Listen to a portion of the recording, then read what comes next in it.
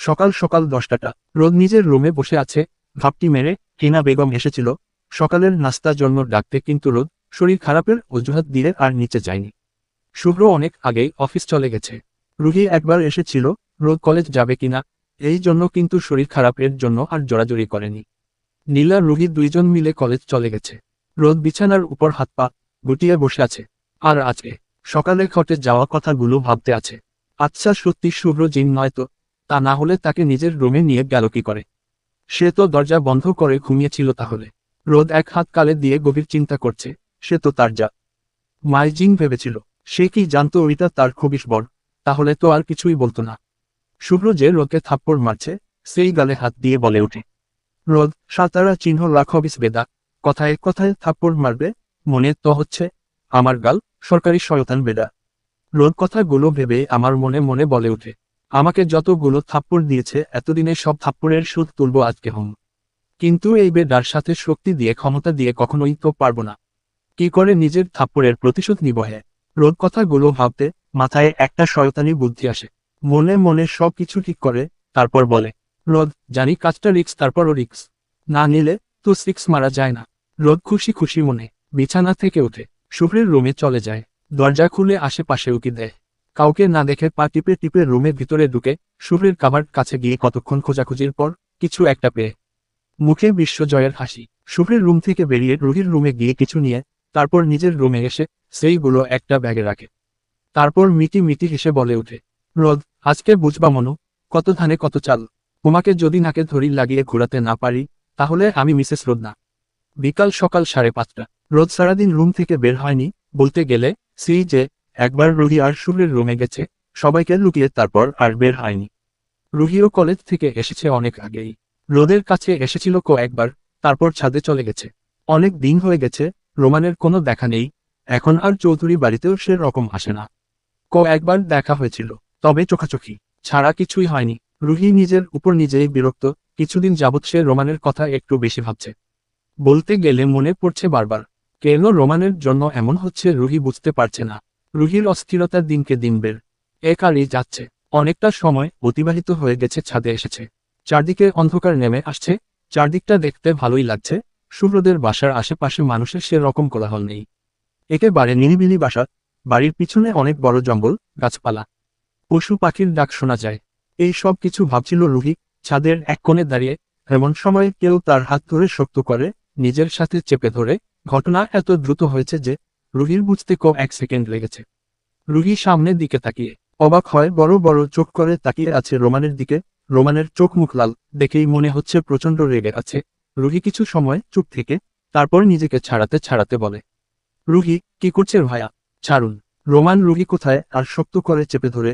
রুহি ব্যস্ত কণ্ঠে বলে, রুহি ভাইয়া প্লিজ ছাড়ুন। রোমান রাগে দাঁতে দাঁত চেপে বলে, রোমান, ছেলেটাকে ছিল? রুহি রোমানের কথায় ভ্রু কুঁচকে তাকায়, তারপর বলে, রুহি মানে কোন ছেলে? রোমান গর্জে উঠে চিৎকার করে বলে, রোমান, কলেজ যে ছেলে তোকে ফুল দিল, ছেলেটাকে কে? রুহি। রোমানের এমন ধমকে কথা বলায় রুহি কেঁপে ওঠে। পরে নিজেকে সামলে তেতে উঠে বলে, রুহি, আপনাকে কেন বলবো? রুহির এমন গা ছাড়া কথায় রোমান রুহিকে আরো শক্ত করে চেপে ধরে বলে, রোমান, রাগ বাড়াস না। রুহি, যা জিজ্ঞেস করছি চুপচাপ উত্তর দে। রুহি, এতদিন পর কোথা থেকে উদয় হলেন? হ্যাঁ, আর এসে এই রকম ধমকা ধমকি করছেন? আর আমি আপনার সব প্রশ্নের উত্তর দিতে বাধ্য নই। ছাড়ুন আমায়। রোমান, ছাড়বো না। আমি আগের উত্তর দে। রুহি রেগে গিয়ে বলে, রুহি, আমার বয়ফ্রেন্ড পেয়েছেন উত্তর। রুহির কথা শুনে রোমানের হাত আগলা হয়ে আসে। রুহি নিজেকে ছাড়িয়ে যেতে নেয়। এমন সময় রোমান পিছন থেকে বলে, রোমান, আমার ভালোবাসা কেন গ্রহণ করলেন না? রুহি, আমার ভালোবাসায় কি কমতি ছিল? রুহি পা থেমেজ আকারেও সে তো রেগে গিয়ে কথাগুলো বলেছিল। আর আজকে কলেজ যে ছেলেটা তাকে প্রপোজ করেছে সে তো সাথে সাথে বারণ করে দিয়েছে। পরে ছেলেটা বলেছিল বন্ধু হিসেবে ফুল টা নিতে, সেই জন্য সে ফুল নিয়েছিল। রোমান তো দিন ধরে রুহিকে এগিয়ে যাওয়া, কোনো কথা না বলা, এর মধ্যে হুট করে এসে এই সব বিষয় জিজ্ঞেস করে ধমকাধমকি করাতে রুহি রেগে বলেছে ছেলেটা তার বয়ফ্রেন্ড। রোমানের চোখে কোণে পানি। রোমান আর কোনো কিছু না বলেই রুহু হ্রস্বই কার পাশ কাটিয়ে চলে যায়। রুহি কিছু বলতে গিয়ে বলতে পারে না। রুহি মনে মনে বলে, রুহি, আচ্ছা আমি আবার বেশি কিছু করে ফেলিনি তো? সন্ধ্যা হওয়াতে রুহিও নেমে যায় ছাদ থেকে।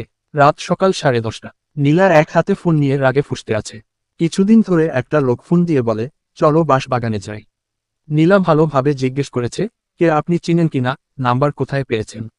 লোকটা সে সবের কোনো উত্তর না দিয়ে শুধু বলছে চলো বাঁশ বাগানে যাই। কতগুলো নাম্বার ব্লক করছে, কিন্তু নতুন নতুন নাম্বার দিয়ে কল দিচ্ছে বারবার, আবার কল আসে নতুন নাম্বার থেকে।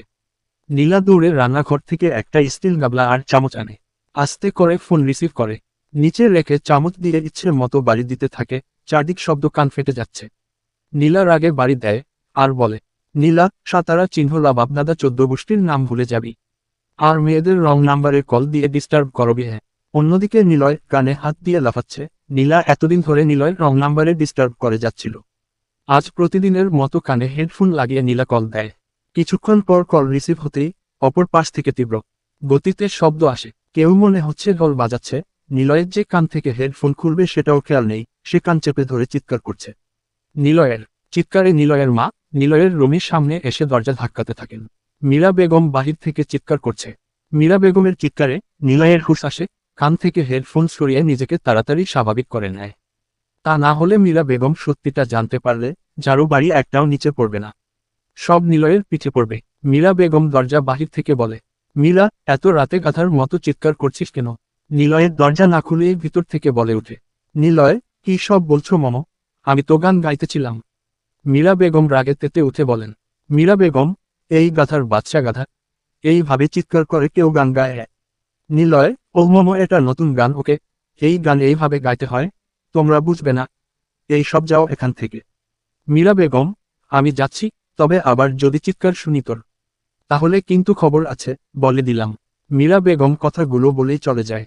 নিলয়ের বুকে থুথু দিয়ে দরজার সামনে থেকে এসে বিছানার উপর বসে, আল্লাহ, আজকে আম্মুর হাত থেকে জোর বাঁচা বেঁচেছি। নতুন পেজে সবাই ফলো দিয়ে রাখুন। এই পেজে গল্প পাবেন। https://www.facebook.com/profile.php আইডি সমান 61,58,170,87,251। রাত সকাল 11টা।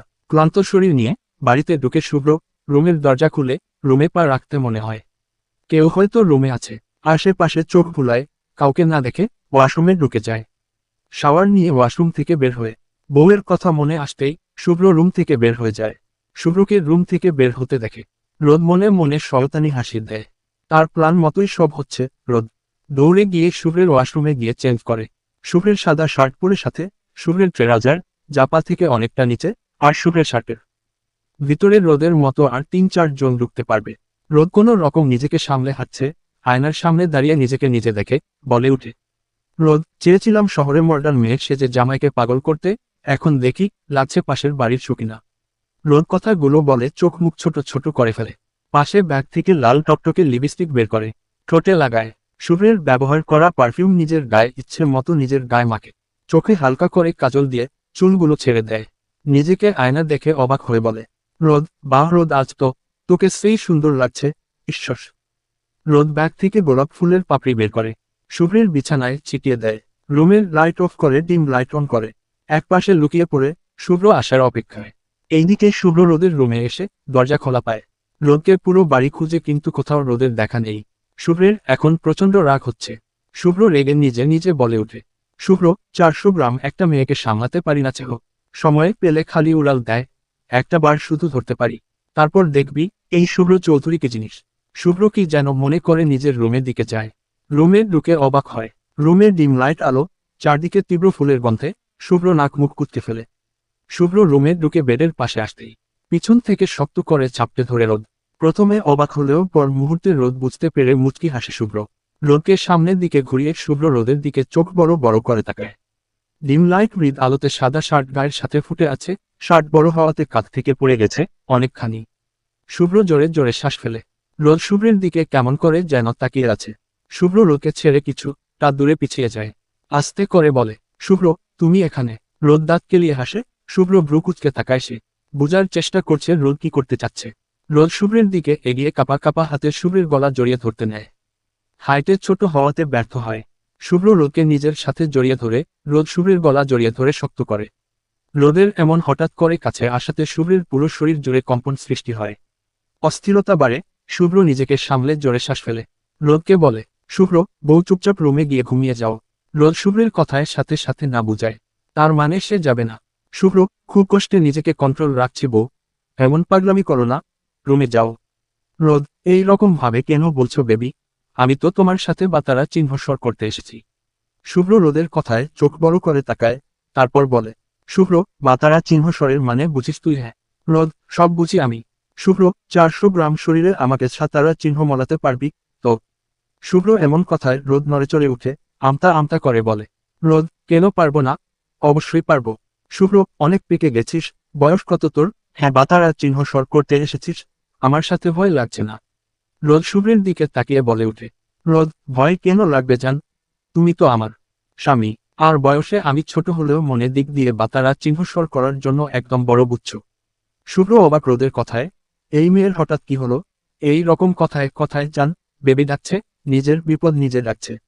শুভ্র কপাল কুঁচকে ফেলে কিছু বলতে যাবে, কিন্তু রোদ থামিয়ে দিয়ে শুভ্রকে বলে উঠে, রোদ এই সত্যি সত্যি আপনার সিস্টেম সমস্যা নেই তো? আমার কিন্তু সন্দেহ হচ্ছে এই আপনি হারবাল খান চান। আমি যাচ্ছি, বারবার আমাকে দূরে যেতে বলতে হবে না। শুভ্রের এবার রেগে যায়, এই মেয়ের ভালোর জন্য এতক্ষণ বলে ছিল রুমে গিয়ে ঘুমিয়ে যেতে, আর তাকে কিনা বলছে তার সিস্টেম খারাপ চাহ। শুভ্র রেগে রোদকে শক্ত করে চেপে ধরে বলে, শুভ্র আজকে তোর খবর আছে রোদ, নিজের বিপদ নিজে ডেকে আনলি। রোদ ডোন্ট কেয়ার ভাব নিয়ে বলে, রোদ ছাড়ুন আপনি, এই সিস্টেম সমস্যা লোকের সাথে আমি থাকবো না, আমি আমার জিনের সাথে চলে যাব। শুভ্রকে রাখতে দেখে রোদ ভয় পেয়ে যায়, এতক্ষণ সাহস করে এত কিছু বললেও শুভ্রের এমন দৃষ্টি দেখে ভয় পাচ্ছে। রোদ নিজেকে স্বাভাবিক করতে মনে মনে বলে, রোদ রিল্যাক্স রোদ, তোকে তোর প্রতিশোধ নিতেই হবে এই খাটাসের কাছ থেকে, তাই নিজের নাটক চালিয়ে যা। রোদ শুভ্রের গলা জড়িয়ে গালে শব্দ করে চুমু খেয়ে বলে, রোদ ইসস কত কিউট আমার জামাই, দেখলেই খেয়ে ফেলতে ইচ্ছে করে। জামাই তুমি এত হট কেন গো? রোদের এমন পাগলামিতে যেন শুভ্রের অস্থিরতা আরো বাড়ে, জোরে জোরে শ্বাস ফেলে। নিজেকে কতক্ষণ আটকে রাখতে পারবে জানা নেই তার, ছন্ন ছাড়া মনে হচ্ছে নিজেকে। শুভ্র রোদকে জড়িয়ে ধরে নেশালো কণ্ঠে বলে উঠে, শুভ্র বউ এমন পাগলামি করিস না, বড্ড কষ্ট হচ্ছে জান। রোদ শুভ্রের এমন কথায় মিটি মিটি হাসে, প্ল্যান কাজ করছে। রোদ শুভ্রের আরেক গালে ডিপলি চুমু খেয়ে শুভ্রের দিকে তাকিয়ে বলে, রোদ সব কথা কি এখানে বলবে জানো? শুভ্র রোদের এমন কথায় আর নিজেকে সামলাতে পারে না, রোদকে নিয়ে একরকম বিছানার উপর পড়ে যায়। রোদকে শক্ত করে নিজের বুকের উপর চেপে ধরে শুভ্রের হাত ছন্নছাড়া রোদের কেমন করে লেগে যাচ্ছে। শুভ্রকে দেখে মনে হচ্ছে এত বছরের জমিয়ে রাখা সব ভালোবাসা রোদকে দিবে। শুভ্র রোদের শার্টে হাত দিতেই রোদ আটকে উঠে, মনে পড়ে যায় নিজের প্ল্যানের কথা। শুভ্রের হাত সরিয়ে দিয়ে নিজেকে ছাড়াতে নেয়। শুভ্র রোদকে ছেড়ে কপাল কুঁচকে তাকায়। রোদ আমতা আমতা করে বলে, রোদ একটু সরুন তো। শুভ্র কেন? রোদ প্লিজ একটু সরুন, তারপর বলছি। শুভ্র রোদের উপর থেকে সরতেই রোদ শুভ্রের বুকের উপর বসে মাথা নিচু করে শুভ্রের খালি বুকে জ্বরে কামড় বসায়। শুভ্র প্রথমে ব্যথায় চিৎকার করলেও পরে দাঁত চেপে শক্ত হয়ে পড়ে থাকে। শুভ্রের চোখ বন্ধ। শুভ্র চোখ খুলতে দেখে রোদ তার উপর থেকে উঠে বিছানা থেকে নেমে এক রকম পালাচ্ছে। প্রথমে বিষয়টা বুঝতে না পারলেও এখন বুঝতে পারছে। রোদ দৌড়ে পালাতে যাবে, এমন সময় শুভ্র বলে, শুভ্র রুম থেকে এক পা বাহিরে দিবি না রোদ, আমার সাথে চালাকি করা না, আজকে এই চালাকির শোধ আমি নেব। রোদ দৌড়ে দরজা থেকে যেতে নিবে, তার আগেই শুভ্র দরজার কাছে গিয়ে দাঁড়ায়। শুভ্র দুষ্ট হেসে বলে, শুভ্র বাতারা চিহ্ন স্বর যখন করতে এসেছেন মিসেস রোদ, তো আপনাকে ফুল বাতারা চিহ্ন স্বর করে যেতে হবে। শুভ্রের এমন কথায় রোদের ভয় লাগছে শেষে কিনা নিজের জালে নিজেই ফেসে গেল।